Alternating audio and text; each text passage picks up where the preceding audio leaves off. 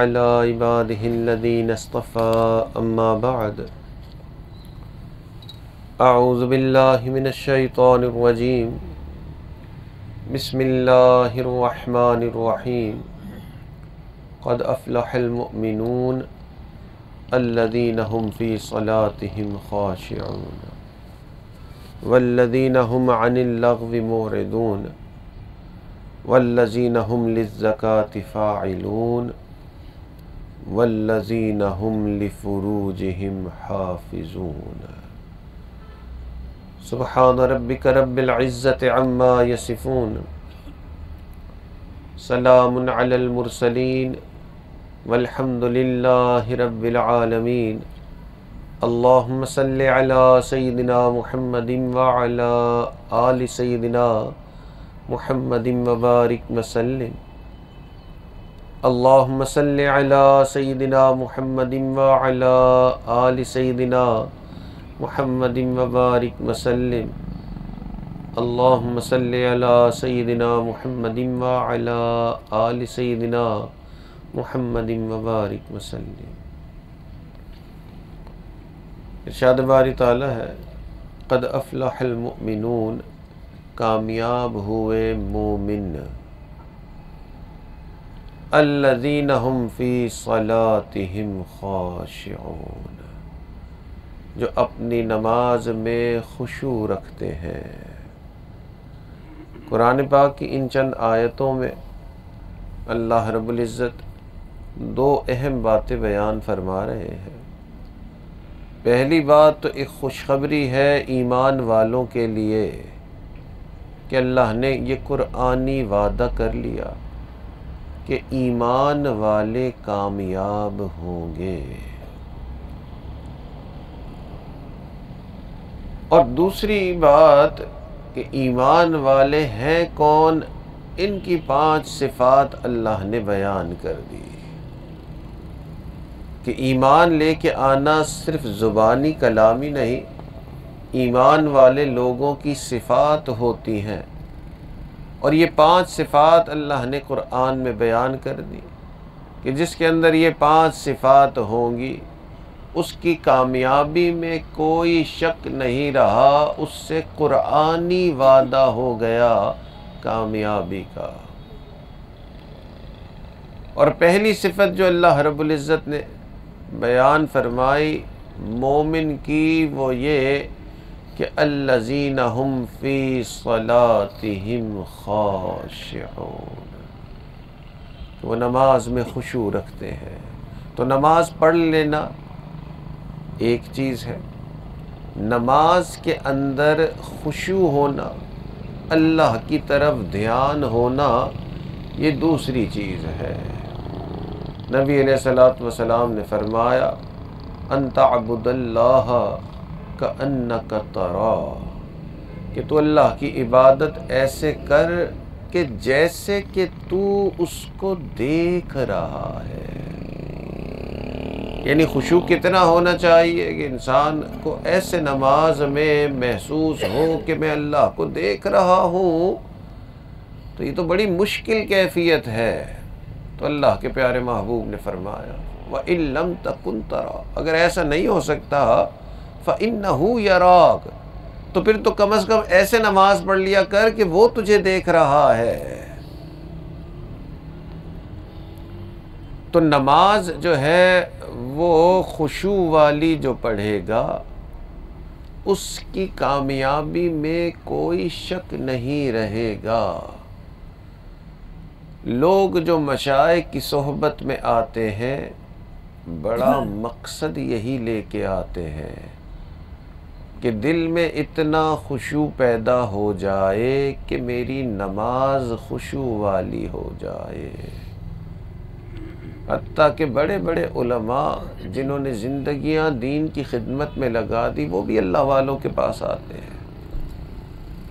اب ان کی زندگی میں نیکی بھی ہوتی ہے، دینی خدمت بھی ہوتی ہے، مگر جو مقصد وہ لے کے آتے ہیں وہ یہی کہ کسی طرح خشوع والی نماز مل جائے کہ ایمان والے کی اصل نشانی ہی یہ خشوع ہے۔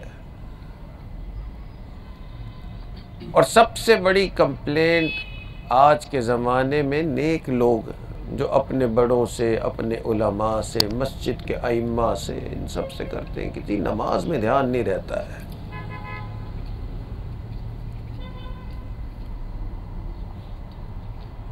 حتیٰ کہ ہم نے یہ بات اپنے ایک جاننے والے بڑے بزرگ عالم سے سنی ہے کہ امام صاحب نماز عصر کی پڑھا رہے تھے مسجد میں، اور امام صاحب نے جب نماز کا سلام پھیرا تو ان کو یقین نہیں تھا کہ میں نے 4 پڑھائی ہیں یا 2 پڑھائی ہیں. تو امام صاحب نے جو قریبی پیچھے جو بیٹھے ہوئے لوگ تھے، نیک لوگ تھے، ان سے پوچھ لیا کہ بھئی اگر کسی کو یقین ہے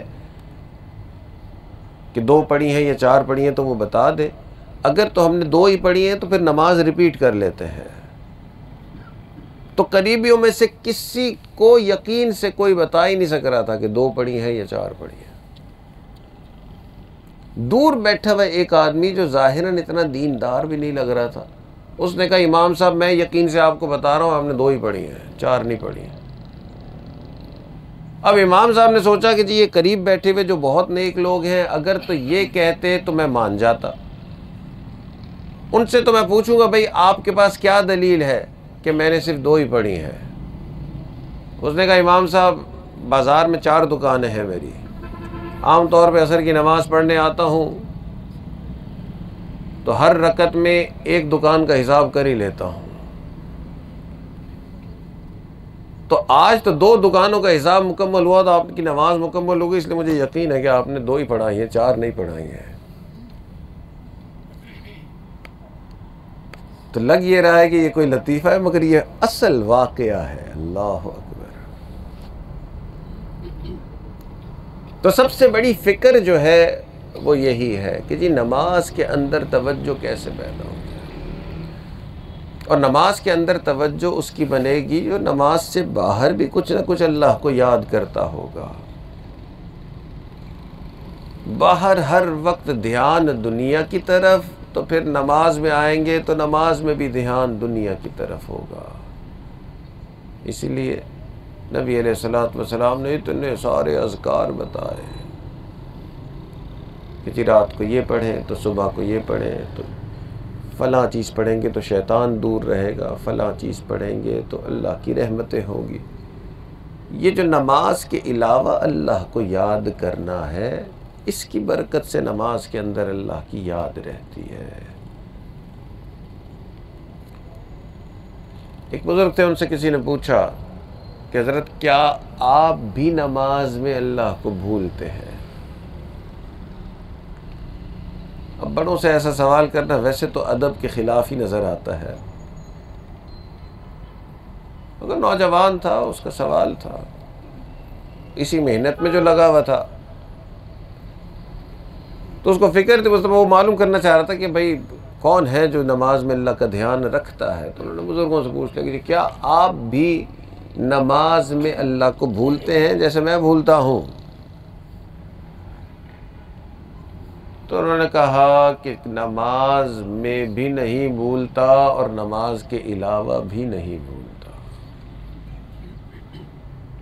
تو یہ وقت کی بات ہے کہ جو نماز کے علاوہ اللہ کو یاد کرے گا اس کو یہ خشوع والی نماز نصیب ہوگی.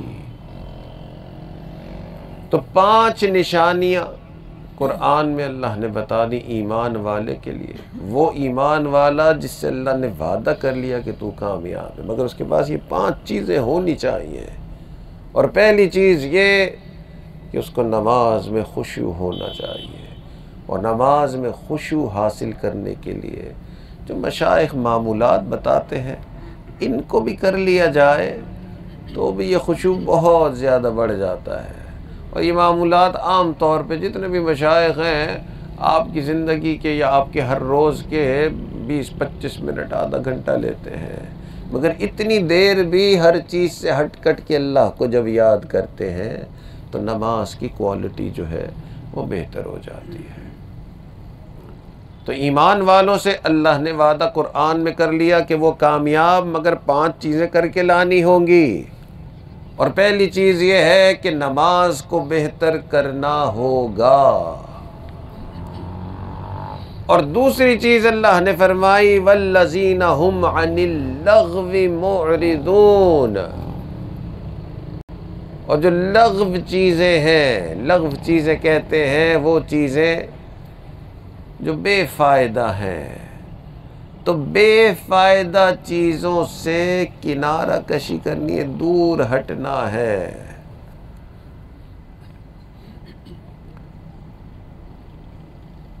مگر بے فائدہ چیزیں کئی مرتبہ بڑی اٹریکٹیو ہوتی ہیں۔ کرکٹ میچ دیکھنا، اف، دیوانہ وار، دل ہی نہیں ہٹتا۔ اسی طرح اور بہت ساری چیزیں، دوستوں کی محفلوں میں جانا، کچھ لڑکے نوجوان ہیں، اللہ اکبر، بس پورا دن گاڑیوں میں روڈوں کے راستے ناپتے رہنا، ایسے دیوانہ وار کی جیسے اس سے بڑی کوئی اور چیز ہی نہیں ہے دنیا میں۔ تو کئی مرتبہ انسانوں کو بے فائدہ چیزیں بہت اٹریکٹیو لگتی ہیں، ایسا لگتا ہے کہ ان کو چھوڑا ہی نہیں جا سکتا۔ امام شافعی رحمۃ اللہ علیہ نے بھی اس کا ایک حل بتایا کہ کیسے لغو چیزوں سے جان چھڑائی جا سکتی ہے۔ حضرت نے فرمایا کہ میں نے اللہ والوں کی صحبت میں بڑا وقت گزارا، یہ امام شافعی رحمۃ اللہ علیہ فرما رہے ہیں کہ میں نے اللہ والوں کی صحبت میں بہت وقت گزارا، اور میں نے ان کی صحبت میں رہ کے یہ بہت بڑی چیز، سب سے اہم چیز سیکھی ہے کہ اگر تم اپنے نفس کو اچھے کاموں میں نہیں لگاؤ گے، تمہارا نفس تمہیں خود بخود برے کاموں میں لگا دے گا۔ تو برے کاموں سے نکلنے کا طریقہ، بے فائدہ کاموں میں سے نکلنے کا طریقہ جو بڑا انسان کو اٹریکٹیو لگتے ہیں، وہ یہ نہیں ہے کہ انسان اپنے آپ کو روسٹ کرتا رہے کہ جی میں نے بس یہ نہیں کرنا، یہ نہیں کرنا، یہ نہیں کرنا ہے، بلکہ اس سے بہتر طریقہ یہ ہے کہ وہ جو وقت ادھر لگنا ہے اس کو کسی اچھے کام میں صرف کیا جائے۔ تو مومن سے اللہ نے وعدہ کر دیا کامیابی کا، مگر اللہ نے کہا یہ 5 چیزیں کر کے لے کے آنی ہیں تو پھر تم مومن ہو۔ اور پہلی چیز کہ نماز کو بہتر کرنا ہے، خشوع والی نماز، اور خشوع والی نماز حاصل ہوتی ہے جب مشائخ کے بتائے ہوئے معمولات پابندی سے کیے جاتے ہیں۔ ہوتے وہ تھوڑے سے معمولات ہیں مگر آپ کی نماز پہ بھی اثر انداز ہوتے ہیں اور آپ کی زندگی پہ بھی اثر انداز ہوتے ہیں۔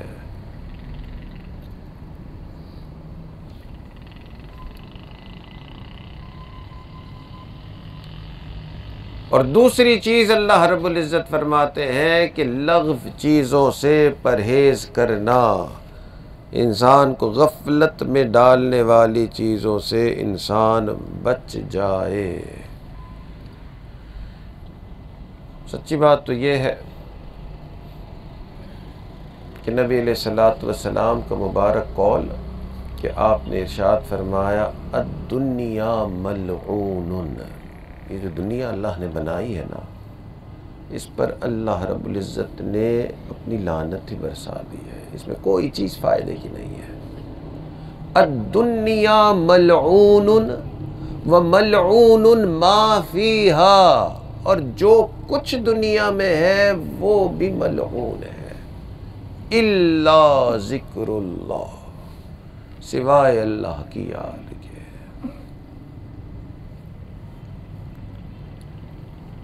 تو انسان جو ہے لغو چیزوں سے باہر آ سکتا ہے اگر وہ اپنا وقت جو ہے وہ اللہ کی یاد میں لگائے۔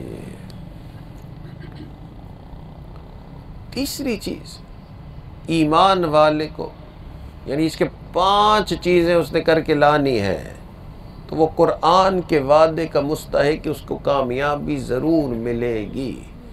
اور پہلی چیز کہ وہ نماز خشوع والی پڑھے گا، اور دوسری چیز یہ کہ وہ لغو چیزوں سے، بے فائدہ چیزوں سے اپنے آپ کو بچائے گا، اور تیسری چیز یہ وَهُمْ لِلزَّكَاةِ فَاعِلُونَ، زکوٰۃ ادا کرے گا کہ اللہ نے اگر مال دیا ہے تو اس مال پہ زکوٰۃ ہے۔ زکوٰۃ غریبوں کا حق ہے۔ مال جو انسان کو اللہ نے دیا ہے وہ اس کے مالک ہم نہیں ہیں، وہ اللہ کا دیا ہوا مال ہے، ہمارے پاس ہے، اس کا مالک پھر بھی اللہ ہی ہے۔ اس کو خرچ بھی اسی طرح سے کرنا ہے جس طرح اللہ نے کہنا ہے۔ یوں سمجھ لیں کیشیئر ہے ایک آفس کے اندر، اس کیشیئر کے پاس بہت سارا پیسہ رکھوایا ہوا ہے، وہ مال اس کیشیئر کا نہیں ہے، وہ مال تو مالک کا ہی ہے۔ کیشیئر کو بس جیسے ہی مالک کہے گا کہ بھئی اس کو دے دو تو اس کو دے دو، اور اس کو نہیں دو تو اس کو نہیں دو۔ تو ہم بھی ایک طرح سے کیشیئر ہیں، ہم میں سے ہر ایک کو اللہ نے مال دیا ہوا ہے، کسی کو تھوڑا کسی کو زیادہ، مگر خرچ ہم میں سے ہر ایک کو اسی طرح کرنا ہے جیسے اللہ نے حکم دیا ہے۔ اور اگر اس طرح سے خرچ نہیں کریں گے تو پھر اس مال کا جواب دینا ہے۔ نبی علیہ الصلوۃ والسلام کی خدمت میں ایک فقیر آیا، سائل، مانگنے والا، انہوں نے کہا اللہ کے نام پہ کچھ دے دو۔ نبی علیہ الصلوۃ والسلام کے پاس بھی دینے کے لیے کچھ نہیں۔ آپ کو یہ پسند نہیں تھا کہ میرے دروازے پہ کوئی مانگنے والا آئے اور خالی ہاتھ چلا جائے، تو آپ نے اس مانگنے والے سے کہا کہ اس وقت تو تجھے کچھ دے نہیں سکتا، مگر اگر تو عثمان کے پاس چلے جائے اور وہاں جا کے ان سے کہہ دینا کہ میں نے تجھے بھیجا ہے تو وہ ضرور تیری مدد کرے گا۔ حضرت عثمان رضی اللہ عنہ کو اللہ نے بڑا مال دیا تھا۔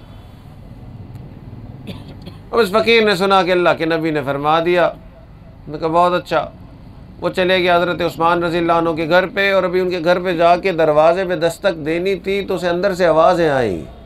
آواز کیا آ رہی تھی کہ حضرت عثمان اپنی بیگم سے ناراض ہو رہے تھے اور بیگم سے کہہ رہے تھے کہ تو نے رات کو تیل زیادہ خرچ کر دیا۔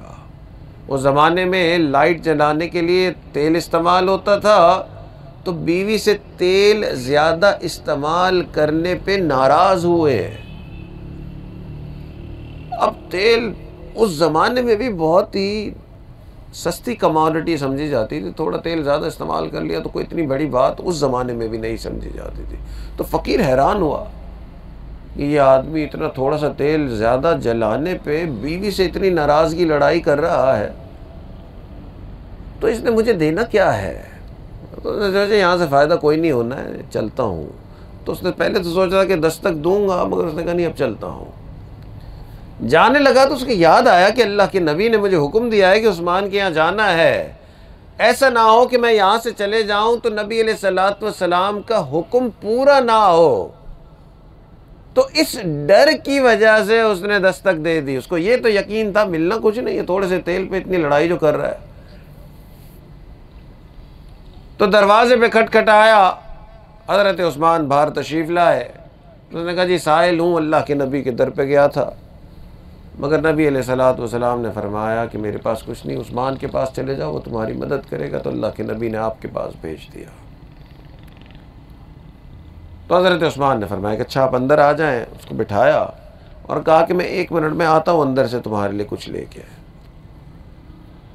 جب حضرت عثمان رضی اللہ عنہ اندر سے اس کے لیے مال اور سامان اور چیزیں لے کے آئے تو اس کی تو عقل ہی دنگ رہ گئی کہ کوئی شخص کسی مانگنے والے کو اتنا دے ہی نہیں سکتا جتنا عثمان رضی اللہ عنہ نے مجھے دے دیا۔ تو خوشی بھی بہت ہوئی، حیرانگی بھی بہت ہوئی۔ پھر حضرت عثمان نے فرمایا کہ آپ کو کیونکہ اللہ کے نبی نے بھیجا ہے تو میں کھانا کھانے والا تھا، تو میرے ساتھ آپ کھانا کھائیں، کھانا کھائے بغیر نہیں بھیجوں گا۔ تو دسترخوان لگایا اور کھانا بھی کھلایا اور ساتھ خود بھی بیٹھے کھانے کے لیے۔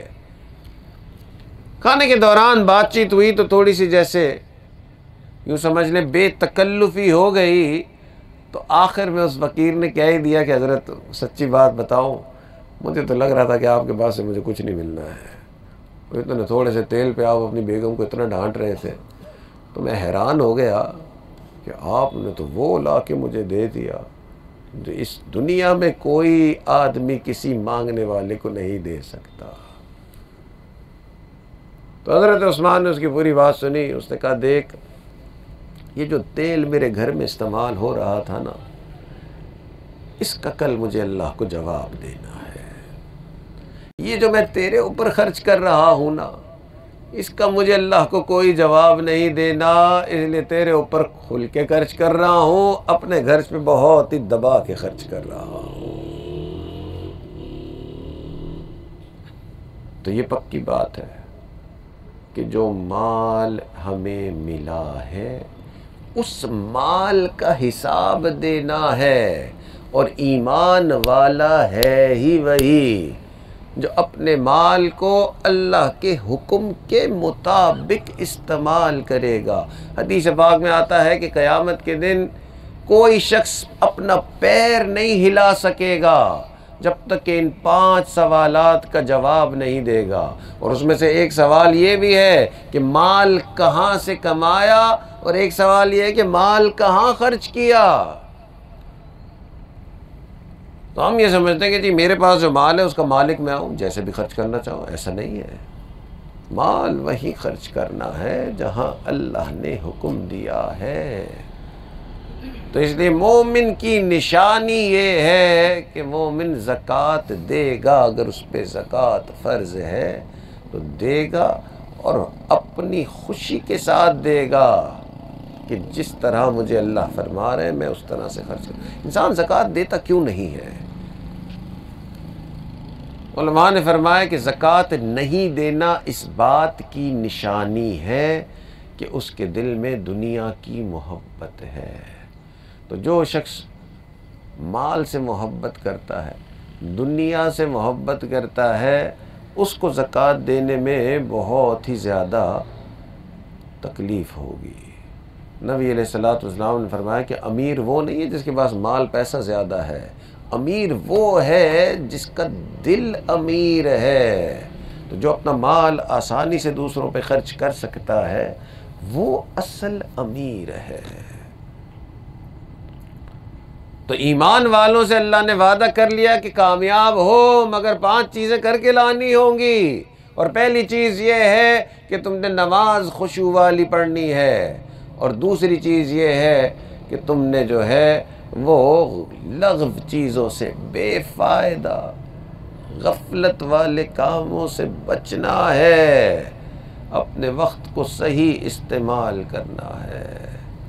اور تیسری چیز یہ کہ زکوٰۃ کو ادا کرنا ہے، دنیا کی محبت کو دل میں نہیں آنے دینا. حدیث پاک میں آتا ہے حب الدنیا رأس کل خطیئہ، کہ یہ جو دنیا کی محبت ہے یہ ہر غلطی کی جڑ ہے.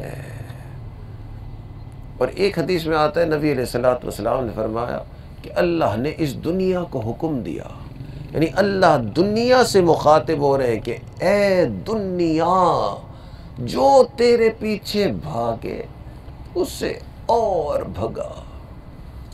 اے دنیا جو تیرے پیچھے بھاگے اسے اور بھگا، اور اے دنیا جو تجھ سے بے رغبتی اختیار کرے تو اس کی خدمت کر. تو یہ جو زکوٰۃ دینا ہے یہ ہمارے زبان سے نہیں مگر ہمارے ایکشن سے ہم اعلان کر رہے ہیں کہ اس دنیا سے ہمیں کوئی رغبت نہیں ہے. تو اس لیے پھر یہ دنیا خدمت کرتی ہے. تو عام بندے کو تو نظر نہیں آتا ہے کہ جی زکوٰۃ دینے سے کچھ لوگ کہتے ہیں جی پیسے میرے خرچ ہو جاتے ہیں، تنگی آ جاتی ہے مجھے زکوٰۃ دینے سے. مگر سچی بات یہ ہے کہ تنگی کیا آنی ہے، مال انسان کا بڑھ جاتا ہے. نبی علیہ السلام نے فرمایا، ترمذی شریف کی روایت، اللہ کے نبی نے فرمایا میں قسم کھا کے کہتا ہوں، اللہ کے نبی قسم کھا رہے ہیں، میں قسم کھا کے کہتا ہوں کہ مال صدقہ کرنے سے تمہارے مال کم نہیں ہوتے، بلکہ یہ مال صدقہ کرنے سے مال بڑھ جاتا ہے. حدیث پاک میں آتا ہے کہ جو لوگ رشتہ داروں پہ مال خرچ کرتے ہیں ان کے گھروں کے اندر برکتیں آ جاتی ہیں، اور جن کے لیے گھر رشتہ داروں کے لیے دروازے بند ہو جاتے ہیں ان کے گھروں سے برکتیں نکل جاتی ہیں۔ تو خوب رشتہ داروں پہ بھی خرچ کیا کریں، غریب ہوں امیر ہوں، دوسروں پہ، رشتہ داروں پہ، بھائی بہنوں پہ، ان پہ خرچ کرنے سے وہ برکتیں ہوتی ہیں جس کا آپ اندازہ ہی نہیں لگا سکتے۔ دل کو کھلا رکھنا یہی امیر بندہ ہے۔ تو مالدار وہ ہے جس کا مال دوسروں پہ خرچ ہو رہا ہے، جس کا مال دوسروں پہ خرچ نہیں ہو رہا ہے وہ مالدار تھوڑی ہو، تو مال کا چوکی دار ہے، اس کا مال پھر بعد میں کوئی اور خرچ کرے گا۔ تو ایمان والوں سے اللہ نے وعدہ کر لیا قرآن میں، جو ایمان والا ہے اسے کامیابی ضرور، یعنی جہاں قدم رکھے گا کامیاب ہوگا، مگر 5 چیزیں کر کے لانی ہے۔ ایک نماز کو بہتر کرنا ہے، خشوع والی نماز پڑھنی ہے، ایک غفلت والے کاموں سے بچنا ہے، اور ایک زکوٰۃ ادا کرنا ہے، اور چوتھی چیز ہے والذین ہم لفروجہم حافظون، کہ اپنی شرم گاہوں کی حفاظت کرنی ہے۔ اور سچی بات یہ ہے کہ یہ جو شہوت والے گناہ ہیں، ان شہوت والے گناہوں سے بچنے والا، اللہ اکبر، اتنا بڑا درجہ اس شخص کا ہے ہم سوچ ہی نہیں سکتے۔ آج کا زمانہ تو بہت ہی عجیب و غریب ہو چکا ہے اس موبائل فون کے بعد، اس ڈی سیگریگیشن کے بعد، کہ بس مرد اور عورت ہر جگہ ملے ہوئی ہیں، آفیسز میں بھی اور یونیورسٹیز میں بھی اور کالجز میں بھی اور ہر جگہ۔ اور اگر کوئی دعوت کرتا ہے نا جس میں سیگریگیشن، مرد الگ اور عورت الگ، تو آج اس کو بہت برا بھلا بھی کہا جاتا ہے۔ تو اس زمانے میں تو چلو اگر کوئی نگاہ کی حفاظت کرتا ہے، یہ گناہ نہیں کرتا، تو سمجھا جائے گا کہ یہ بڑا اچھا بندہ۔ آج سے 1400 سال پہلے بھی اللہ کے نبی نے فرمایا کہ جو ان گناہوں سے بچتا ہے اللہ کے اس کا مقام سنے۔ حدیث پاک میں آتا ہے کہ اللہ رب العزت، نبی علیہ السلام نے فرمایا کہ 7 لوگوں کو عرش کا سایہ ملے گا جب کوئی اور سایہ نہیں ہوگا۔ قیامت کے دن 7 لوگوں کو عرش کا سایہ ملے گا جب اور کوئی سایہ نہیں ہوگا، یعنی یہ 7 لوگ، اربوں کھربوں لوگ کھڑے ہوں گے، اور اس میں سے یہ 7 قسم کے لوگوں کو اس دھوپ کے اندر اللہ سایہ دیں گے۔ صرف سایہ نہیں دیں گے، اپنے مبارک عرش کا سایہ دیں گے۔ تو یعنی اربوں کھربوں لوگ دیکھ کے کہیں گے کہ یہ کون اتنی بڑی ہستیاں ہیں کہ جن کو اللہ نے آج یہ مقام دیا ہے کہ اپنے مبارک عرش کے نیچے، یعنی پوری کائنات کے لوگ جو ہیں وہ گرمی میں تڑپ رہے ہیں، اور یہ 7 قسم کے لوگ سائے میں نہیں، اللہ کے عرش کے سائے میں کھڑے ہوئے ہیں۔ اور اس میں سے ایک وہ ہوگا کہ جس کو کوئی ذی وجاہت عورت، یعنی ذی وجاہت عورت اس کو کہتے ہیں جو بازارو عورت نہ ہو، ذی وجاہت عورت اس کو گناہ کی دعوت دے گی اور وہ آگے سے جواب دے گا انی اخاف اللہ، میں اللہ سے ڈرتا ہوں۔ تو جو شہوت کے گناہ سے بچنے والا ہے، اللہ اکبر، چھوٹا آدمی نہیں ہے، اللہ کے ہاں بہت بڑا آدمی ہے۔ اور یہ چیز بندے اور اللہ کے درمیان ہے۔ حدیث پاک میں آتا ہے، نبی علیہ السلام نے فرمایا کہ یہ غلط نگاہ کا ڈالنا یہ شیطان کے زہریلے تیروں میں سے ایک تیر، اور جو شخص اپنے آپ کو اس غلط نگاہ سے روکتا ہے، اللہ رب العزت اس کو ایسا ایمان عطا فرماتے ہیں کہ جس ایمان کی مٹھاس وہ اپنے دل میں محسوس کرتا ہے، اس کا دل گواہی دیتا ہے کہ میرا دل کچھ اور ہو گیا ہے، صرف ایک کام کرنا ہے، اس نگاہ کو غلط دیکھنے سے روکنا ہے۔ اور آج کا بڑا سوال تو یہ ہے کہ جی موبائل فون پہ تو نگاہ غلط چلی ہی جاتی ہے۔ تو علماء نے اس کا جواب دیا ہے کہ موبائل فون کو تھوڑا استعمال کریں، وقت بھی طے کر لیں، کس وقت استعمال کرنا ہے وہ بھی طے کر لیں، اور کتنا استعمال کرنا ہے وہ بھی طے کر لیں۔ پھر اس موبائل فون کی جو غلطیاں ہیں اس سے بچ جائیں گے، اور اگر ایسا نہیں کریں گے تو پھر موبائل فون پہ بد نگاہی ہو ہی جائے گی۔ تو 5 چیزیں اللہ رب العزت مومن سے چاہ رہے ہیں کہ یہ 5 چیزیں کر کے لاؤ، جہاں قدم اٹھاؤ گے کامیاب ہوگے۔ اور پہلی چیز یہ کہ اپنی نماز میں خشوع پیدا کرو۔ دوسری چیز یہ کہ لغو چیزوں سے، غفلت والی چیزوں سے بچو، بے فائدہ چیزوں میں وقت ضائع نہ کرو۔ تیسری چیز یہ کہ زکوٰۃ ادا کرو، اور چوتھی چیز یہ کہ شہوت والے گناہوں سے بچو، والذین لفروجہم حافظون۔ تابعی میں سے ایک تابعی گزرے ہیں، بہت زبردست جنگجو تھے، مسلمانوں کی فوج کے اندر سب سے بڑے سٹار سمجھے جاتے تھے، اور کافر پریشان تھے۔ اتنی زیادہ انہوں نے کافروں کو تکلیف دی کہ وہ پہچانے گئے، حتیٰ کہ کافروں کا بادشاہ بھی جانتا تھا کہ ان کے پاس ایک سپاہی ہے جو زوردار ہے۔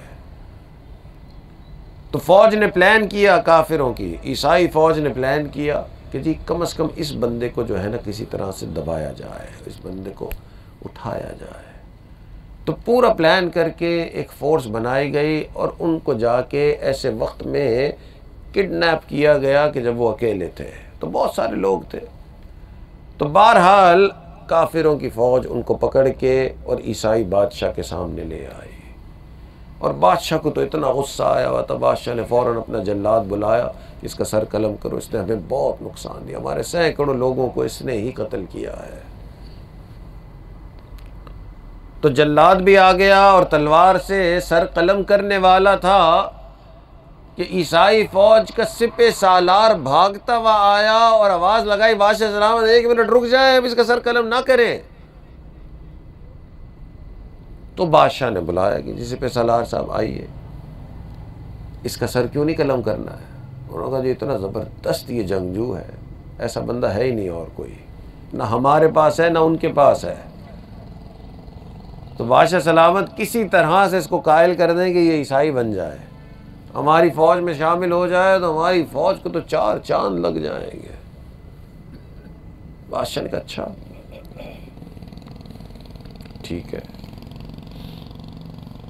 بادشاہ نے بڑا سوچا، بادشاہ نے کہا ٹھیک ہے، اس کو بہت زیادہ بڑی ایک اماؤنٹ آفر کرتے ہیں کہ جی اتنے لاکھ اشرفیاں لے لے۔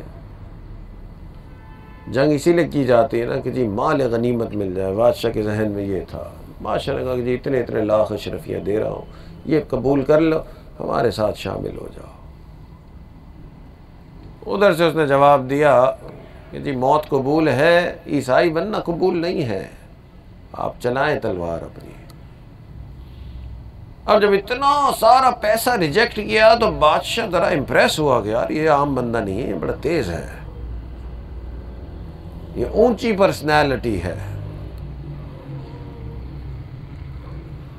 بادشاہ بہت ہی سوچ میں پڑ گیا کہ واقعتاً یہ بندہ اگر ہمارے ساتھ ہو نا تو یہ بڑا زوردار بندہ ہے۔ اب بادشاہ کو خود بھی شوق پیدا ہو گیا کہ جس کو رکھنا ہے اپنے ساتھ۔ بڑا سوچ وچار کے بعد بادشاہ نے کہا ایک طریقہ ہے، یہ اسی لیے جنگ کر رہا ہے نا کہ حکمرانی کرنا چاہتا ہے، تو یہ جو ہمارا ایک صوبہ بہت بڑا صوبہ ہے نا، اس کو ہیڈ بنا دیتے ہیں کہ اس صوبے کے جو سردار ہیں وہ آپ ہوں گے۔ تو بادشاہ نے یہ آفر کی کہ جی آپ کو ہم اپنے سب سے بڑے صوبے کا سردار بنا دیتے ہیں، آپ ہماری فوج میں شامل ہو جائیں۔ اس نے پھر آگے سے جواب دیا کہ نہیں جی اپنا دین نہیں چھوڑ سکتا ہوں، آپ اپنی تلوار چلائیں۔ اب بادشاہ کی ساری ہمت ٹوٹ گئی کہ جی یہ ہماری طرف آئے گا نہیں، کچھ بھی ہو جائے۔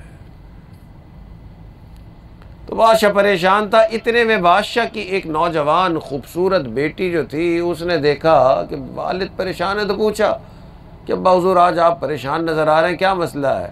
تو انہوں نے کہا جی مسلمانوں کا ایک نوجوان ہے، اور یہ ایسا ہے کہ دونوں فوجوں میں کوئی ایسا ہے نہیں، تو میں بڑے عرصے سے بڑی دیر سے کوشش کر رہا ہوں، ہر طرح کی اس کو لالچ دے دی کہ وہ عیسائی بن جائے، مگر وہ ہے کہ وہ ٹس سے مس نہیں ہو رہا۔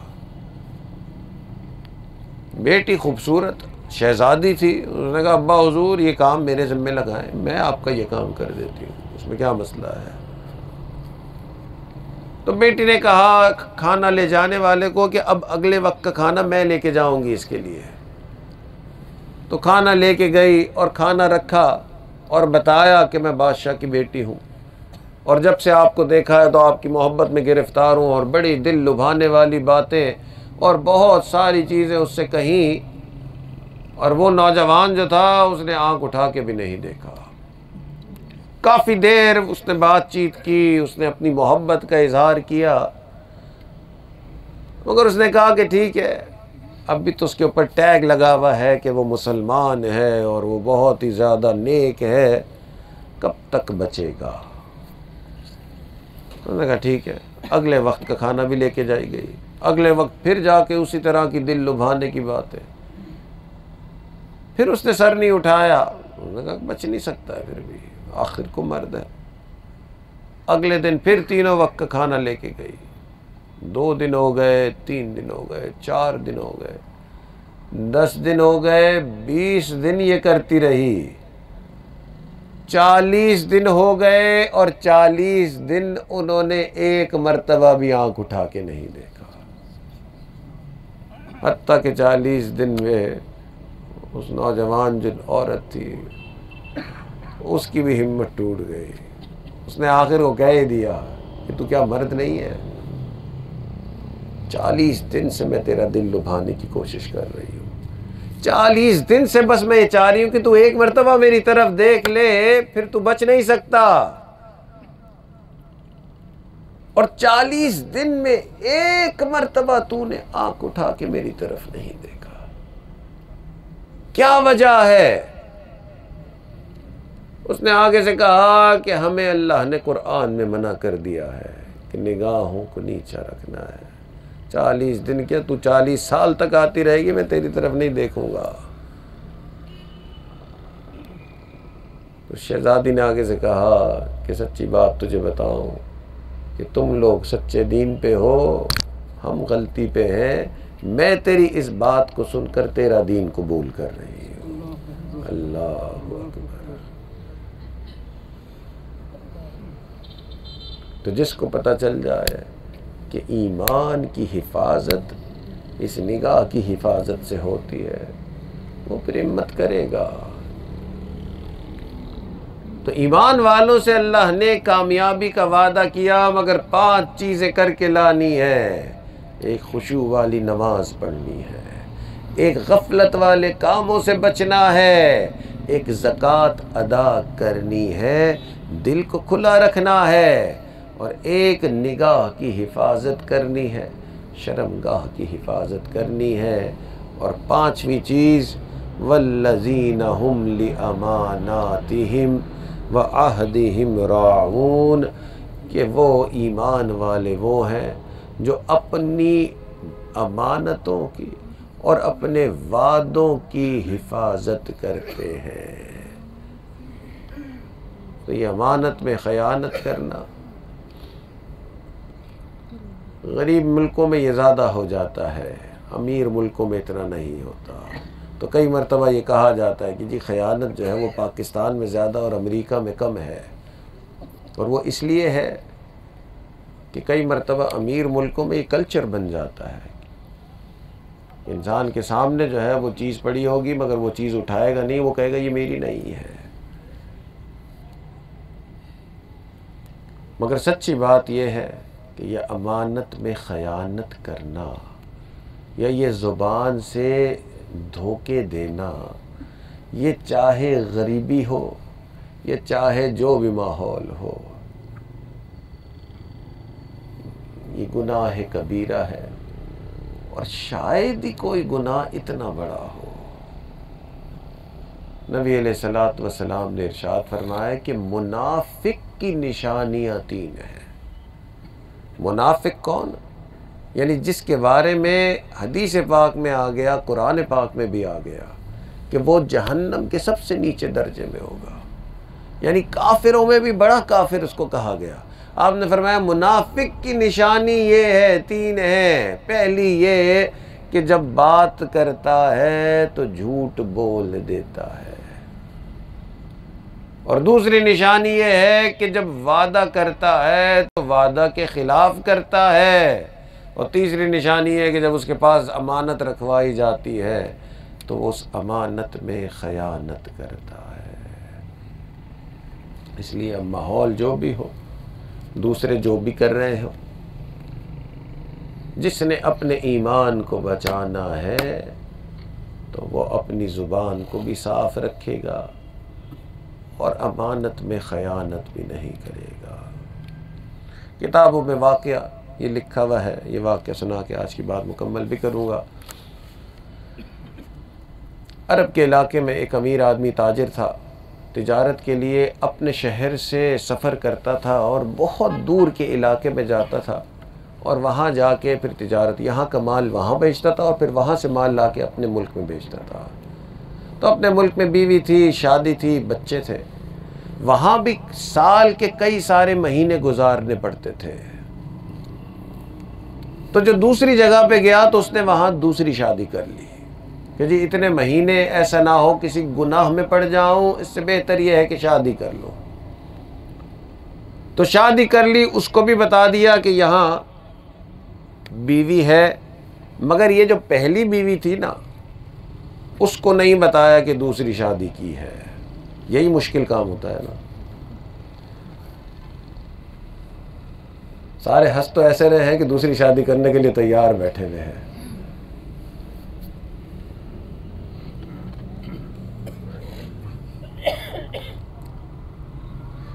تو بہرحال آج میری گھر جا کے شامت نہیں ہے ویسے۔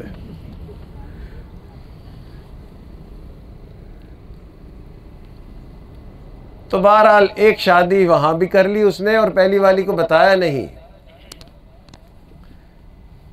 جب پہلی والی کو نہیں بتایا اور وہاں شادی کر لی،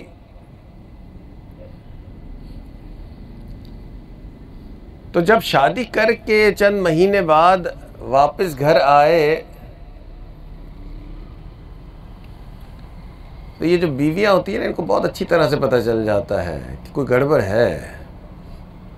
وہ کیا کہتے ہیں، بدلے بدلے میرے سرکار نظر آتے ہیں۔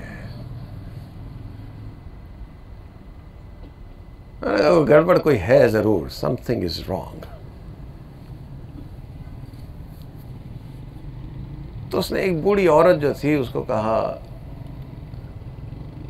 کہ تم ذرا جا کے دیکھو۔ جب شوہر گیا واپس تجارت کے لیے تو بوڑھی عورت سے کہا کہ تم سفر کر کے جاؤ، میں خرچہ دوں گی، مگر جا کے دیکھو تو صحیح نا وہاں کیا ہے۔ وہ بوڑھی عورت گئی تو اس نے جا کے دیکھا کہ جی یہاں تو دوسری شادی کی ہوئی ہے اس نے۔ آ کے بتایا کہ جی اس نے تو دوسری شادی وہاں کی ہوئی ہے۔ غصہ بھی بڑا آیا کہ جی دوسری کر بھی لی، بتایا بھی نہیں۔ مگر سمجھدار عورت تھی، نیک عورت تھی۔ اس نے کہا کہ اگر تو میں اس کو بتاؤں گی کہ مجھے پتہ چل گیا ہے تو پھر وہ بالکل ایکول کرنا پڑے گا معاملہ۔ تو ابھی جو چل رہا ہے اس کو پتہ ہے کہ چھپا ہوا ہے، اس نے اس کو بھی سمجھایا ہوا ہے کہ جی تھوڑا وقت تیرے پاس گزاروں گی، زیادہ وقت وہاں گزارنا ہوتا ہے، یہ سسٹم صحیح ہے، تو نہیں بتاتی اس کو۔ تو اس نے نہیں بتایا کہ مجھے پتہ چل گیا ہے۔ 2-4 سال گزرے تو اس تاجر کا انتقال ہو گیا۔ تاجر کا انتقال ہوا تو امیر آدمی تھا۔ جب میراث تقسیم ہوئی تو اس عورت کی میراث میں، اس مرد جو چھوڑ کے گیا ہوا تھا میراث، اس میں 6 بورے سونے کے آئے، 6 بورے سونے کے۔ پوری دنیا میں کسی کو نہیں پتا تھا کہ اس کی ایک اور سوکن ہے، صرف اس کو خود پتا تھا کہ جی میری سوکن ہے۔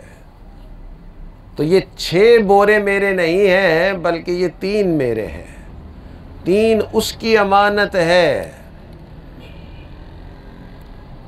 چاہتی تو 6 کے 6 رکھ سکتی تھی کہ دنیا میں کسی کو پتا نہیں، نہ اس عورت نے آ کے مجھ سے مانگنا ہے، تو 6 بورے رکھ سکتی تھی، مگر اس نے سوچا کہ نہیں، 2 بیویاں اس کی ہیں، اگر بیوی کے پاس 6 بورے آئے اس کا مطلب ہے 3 بورے ایک بیوی کے اور 3 سونے کے بورے اس کو بھجوا دیے۔ اسی عورت سے کہا، بوڑھی عورت سے، کہ جا لے کے اس کو دے دے، جا کے بتا بھی دینا کہ شوہر فوت ہو گیا ہے اور یہ تیری میراث کے تیرا حصہ یہ 3 بورے سونے کے آئے ہیں۔ اللہ کی شان، وہ جو عورت تھی اس کو جا کے یہ پیغام دیا کہ جی وہ شوہر تیرا انتقال کر گیا، اسے افسوس بھی ہوا، اور اس نے پھر کہا بوڑھی عورت نے کہ یہ 3 بورے تیرے ہیں۔ جو پہلی بیوی ہے اس نے بہت ہی صفائی کے ساتھ تیرا حصہ تجھے بھجوا دیا۔ اس نے کہا کہ اگر وہ امانت کا اتنا خیال کر سکتی ہے تو میرے اوپر بھی فرض ہے کہ میں امانت کا خیال کروں۔ یہ 3 بورے میرے نہیں، یہ اسی کے ہیں۔ آخری جو سفر ہوا اس وقت جانے سے پہلے میرے اس شوہر نے مجھے طلاق دے دی تھی، تو اب میں اس کے نکاح میں نہیں ہوں، یہ بورے میرے نہیں ہیں۔ اللہ اکبر۔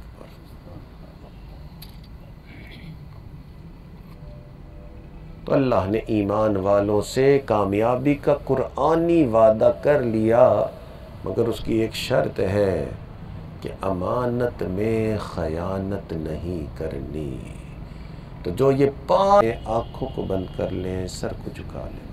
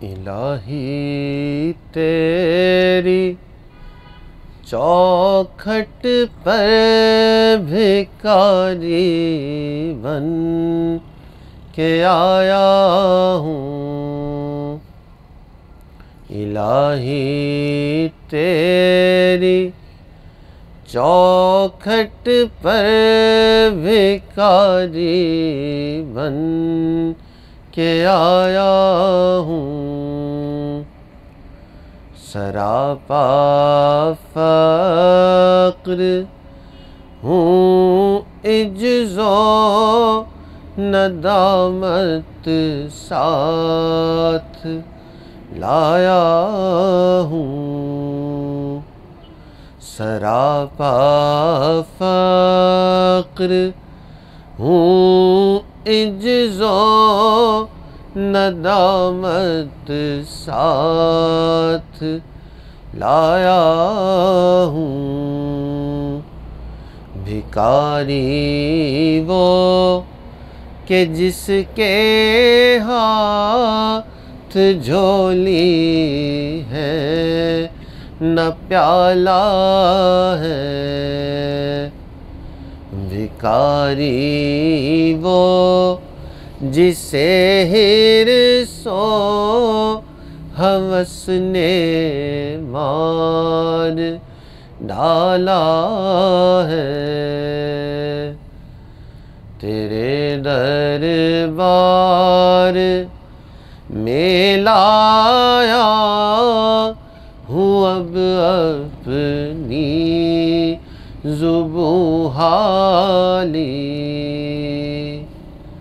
تیرے دربار میں لایا ہوں اب اپنی زبوں حالی تیری چوکھٹ کے لائق ہے عمل سے ہاتھ ہے خالی تیری چوکھٹ کے لائق ہر عمل سے ہاتھ ہے خالی لٹا کر ساری پونجی غفلت و عصیاں کے دلدل میں لٹا کر ساری پونجی غفلت و عصیاں کے دلدل میں سہارا لینے آیا ہوں تیرے کعبے کے آنچل میں سہارا لینے آیا ہوں تیرے کعبے کے آنچل میں الہی تیری چوکھٹ پر بھکاری بن کے آیا ہوں سراپا فقر ہوں عجز و ندامت ساتھ لایا ہوں یہ آنکھیں خشک ہیں یا رب انہیں رونا نہیں آتا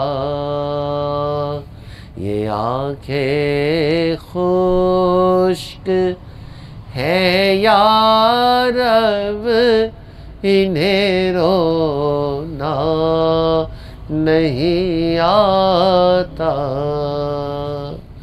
سلگتے داغ ہے دل میں جنہیں دھونا نہیں آتا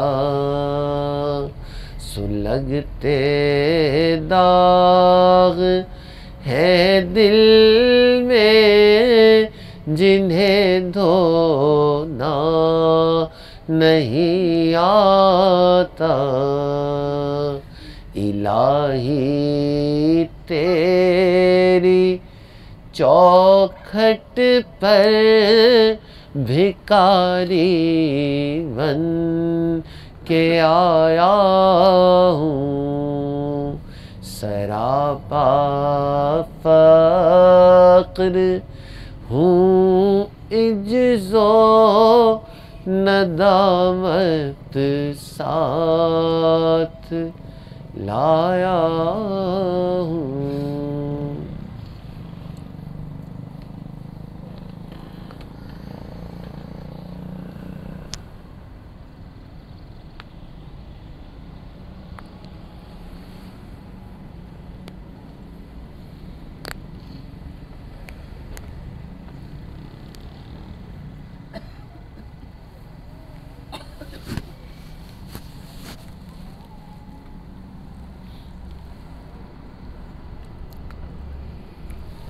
لا الہ الا اللہ محمد الرسول اللہ. دعا کر لیجئے. سبحان ربی العلی الوہاب اللہم صلی علی سیدنا محمد وعلی آل سیدنا محمد وبارک وسلم۔ ربنا ظلمنا انفسنا وإن لم تغفر لنا وترحمنا لنكونن من الخاسرین۔ اللہم انی ظلمت نفسی ظلما کثیرا ولا یغفر الذنوب الا انت فاغفر لی مغفرة من عندک وارحمنی انک انت الغفور الرحیم۔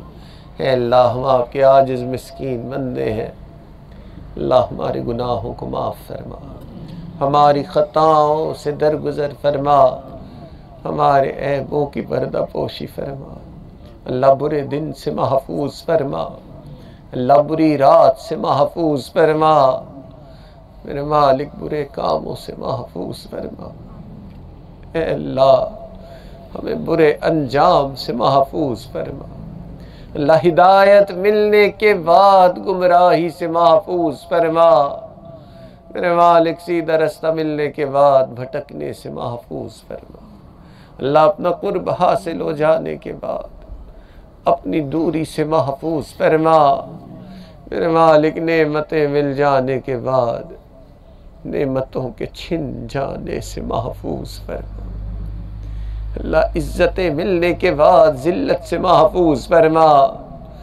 میرے مالک در در کے دھکے کھانے سے محفوظ فرما، اللہ نفس و شیطان کے مکر و فریب سے محفوظ فرما، اللہ جس طرح آپ نے آسمان کو زمین پر گرنے سے روک دیا، اللہ شیطان کو ہم پر مسلط ہونے سے روک دیجیے، اللہ رحمت کا معاملہ فرما، میرے مالک آپ کو ناراض نہیں کرنا چاہتے، اللہ تیرے کمزور بندے ہیں، اللہ کبھی شیطان گناہ کی طرف لے جاتا ہے، اللہ کبھی ہماری خواہشات ہمیں گناہوں کی طرف کھینچ لیتی ہے، اے اللہ ہمارے لیے گناہ چھوڑنا بڑا مشکل کام ہو گیا، اللہ آپ کے لیے گناہ چھڑوانا آسان ہے، میرے مالک گناہوں سے پاک زندگی نصیب فرما، اے اللہ رحمت کا معاملہ فرما، میرے مالک ہماری کمزوری کا عالم تو یہ ہے، اللہ رات توبہ کرتے ہیں،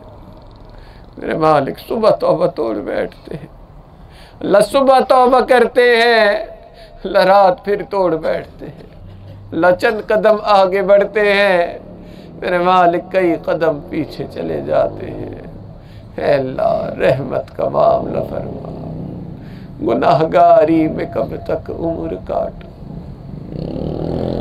گناہگاری میں کب تک عمر کاٹوں، بدل دے میرا رستہ دل بدل دے، ہوا و حرص والا دل بدل دے، میرا غفلت میں ڈوبا دل بدل دے، اللہ رحمت کا معاملہ فرما، اللہ اٹھے ہوئے ہاتھوں کی لاج فرما، اللہ اٹھے ہوئے ہاتھوں کی لاج فرما، میرے مالک میں نیک نہ بن سکا، اللہ تیرے نیکوں میں آ کے بیٹھ گیا ہوں، اللہ نیک نہ بن سکا، اللہ نیکوں میں آیا بیٹھا ہوں، اللہ ان نیکوں کی برکت سے اللہ ہمیں بھی نیکی نصیب فرما، اللہ آپ کے پیارے محبوب نے فرمایا کہ نیکوں کے قریب بیٹھنے والا بدبخت نہیں ہوتا، اللہ ان نیکوں کی برکت سے اے اللہ ہمیں بھی اپنی محبت کا ایک قطرہ نصیب فرما،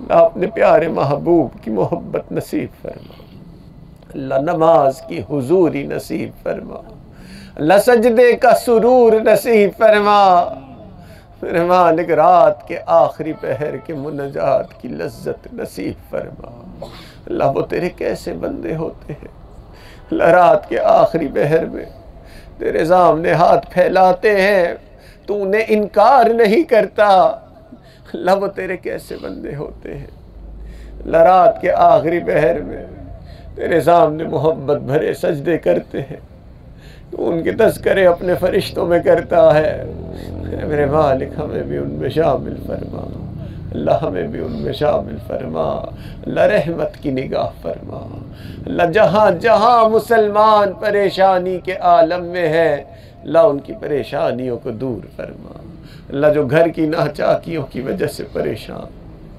اللہ ان کی پریشانیوں کو دور فرما، اللہ جو کام کاروبار کی وجہ سے پریشان اللہ ان کی پریشانیوں کو بھی دور فرما، اللہ جو اولاد کی وجہ سے پریشان اللہ ان کی پریشانیوں کو بھی دور فرما، اے اللہ جو اپنی صحت کی وجہ سے پریشان اللہ ان کی پریشانیوں کو بھی دور فرما، اے میرے مالک بچہ جب پریشان ہوتا ہے ماں باپ کی طرف دوڑتا ہے، اللہ بندہ جب پریشان ہوتا ہے پروردگار کی طرف لوٹتا ہے، اے بے کسوں کے دستگیر، اے ٹوٹے دلوں کو تسلی دینے والے، اے خالی جھولیوں کو بھر دینے والے، اے مشکل میں پڑے ہوں کو مشکل سے نکال دینے والے، اے زمین اور آسمان کے خزانوں کی چابیوں والے، میرے مالک رحمت کی نگاہ فرما، اللہ جہاں جہاں مسلمان پریشانی کے عالم میں ہے اللہ ان کی پریشانیوں کو دور فرما، اللہ خاص طور پہ فلسطین کے مسلمانوں کی مدد فرما، اللہ ہمارے ان بھائیوں کی مدد فرما، اللہ بہنوں بیٹیوں کی مدد فرما، اللہ بچوں کی بزرگوں کی مدد فرما، اللہ ظالموں کے ظلم سے نجات نصیب فرما، اللہ ظالموں کے ظلم سے نجات نصیب فرما، میرے مالک اس امت کو ایک ہونے کی توفیق نصیب فرما، اے اللہ ہمارے تینوں حرم کی حفاظت فرما، اللہ ہمارے اس ملک کی حفاظت فرما، اے اللہ ہمارے اس شہر کی حفاظت فرما، اے اللہ ہمیں بار بار اپنے گھر کا دیدار نصیب فرما، اللہ اپنے پیارے محبوب کے در کی حاضری نصیب فرما، اے اللہ ہمارے عزیز اقارب رشتہ دار مشائخ اساتذہ والدین جو بھی اس دنیا سے فوت ہو چکے ہیں جو حیات ہیں اللہ ان سب کی مغفرت فرما، اللہ جن کی مغفرت فرما دی اپنے قرب کے اعلیٰ درجات نصیب فرما، ربنا تقبل منا انک انت السمیع العلیم تب علینا انک انت التواب الرحیم وصلی اللہ تعالی علی حبیبہ سیدنا محمد وعلی آلہ واصحابہ اجمعین برحمتک یا ارحم الراحمین۔